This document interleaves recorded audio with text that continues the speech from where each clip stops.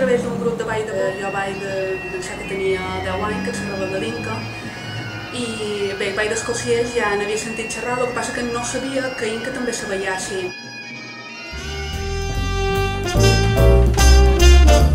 A través del nostre mestre, ara ja és mort, tindria d'haver 100 anys, perquè un tio seu ballava i ell se'n recordava de quan era petit, i va ser ell el que m'ho va ajudar a recuperar el ball.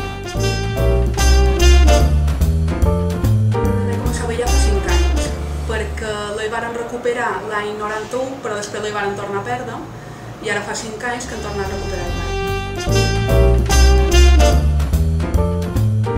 Cada any, el diumenge de Pasqua i el dia de Santa Maria la Major, i ballam a l'oferta, a l'església, a l'ofici major.